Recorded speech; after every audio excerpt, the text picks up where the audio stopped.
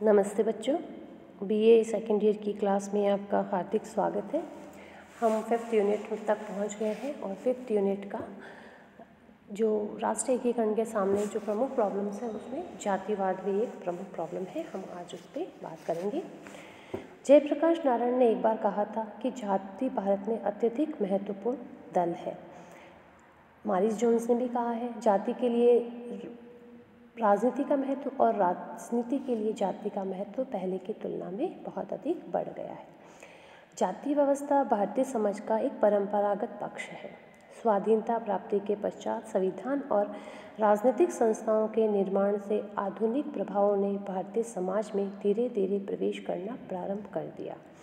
आधुनिक प्रभावों के फलस्वरूप वयस्क मताधिकार के आधार पर निर्वाचन प्रारंभ हुए और जातिगत संस्थाएं यकायक महत्वपूर्ण बन गई क्योंकि उनके पास भारी संख्या में मत थे और लोकतंत्र में सत्ता प्राप्ति हेतु इन मतों का मूल्य था।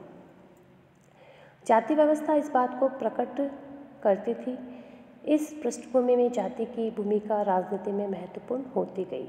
भारतीय राजनीति में जाति की भूमिका का अध्ययन निम्न शीर्षकों में किया जा सकता है।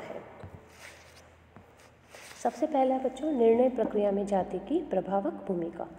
भारत में जातियां संगठित होकर राजनीतिक और प्रशासनिक निर्णय प्रक्रिया को प्रभावित करती है। उदाहरणतः संविधान में जो कुछ प्रावधान रखे गए हैं तो उसमें भी उन प्रावधानों को बढ़ाने में भी जातियां महत्वपूर्ण भूमिका का निर्वाह करती है। दूसरा बच्चों, राजनीतिक दलों में जातिगत आधार पर निर्णय लिए जाते हैं। लगभग सभी राजनीतिक दल अपने प्रत्याशियों का चयन करते समय जातिगत आधार पर निर्णय लेते हैं। प्रत्येक दल किसी भी चुनाव क्षेत्र में प्रत्याशी मनोनीत करते समय इस गणित का विश्लेषण अवश्य करते हैं। फिर तीसरा, भारत के में जातिगत आधार पर कई बार मतदान व्यवहार की प्रवृत्ति देखने में मिली है। चुनाव अभियान में जातिवाद को एक साधन के रूप में अपनाया जाता है। प्रत्याशी जिस निर्वाचन क्षेत्र में चुनाव लड़ रहा है वहाँ ये देखा जाता है कि जिस जाति का उम्मीदवार है अधिकांश उसी को ही वोट दिया जाता है। मतदान व्यवहार के संबंध में एक महत्वपूर्ण तथ्य यह है कि चुनाव के अंतर्गत कोई महत्वपूर्ण प्रश्न या समस्या सामने हो तो फिर जाति के तत्व का प्रभाव बहुत कम हो जाता है, बाकी ये तत्व बहुत अधिक मायने रखता है। मंत्रिमंडल के निर्माण में भी जातिगत प्रतिनिधित्व को देखा जाता है।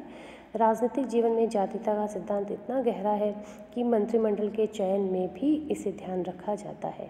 ये सिद्धांत प्रांतों की राजधानियों से ग्राम पंचायत तक स्वीकृत हो गया है कि प्रत्येक स्तर पर प्रधान जाति को प्रतिनिधित्व मिलना चाहिए।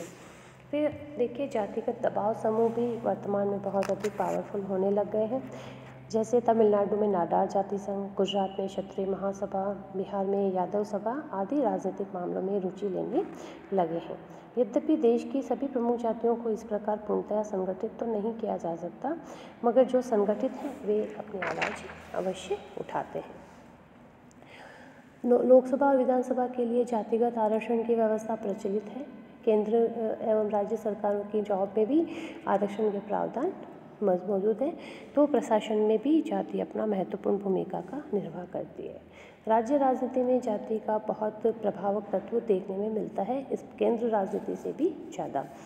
जैसे बिहार, यूपी, केरल, तमिलनाडु, आंध्र प्रदेश, महाराष्ट्र, हरियाणा, राजस्थान, इसमें माइकल बैचलर ने एक अध्ययन किया। उन्होंने कहा कि जातिगत समीकरण बहुत अधिक यहाँ पे चलता है, बहुत अधिक महत्वपूर्ण भूमिका निभाता है।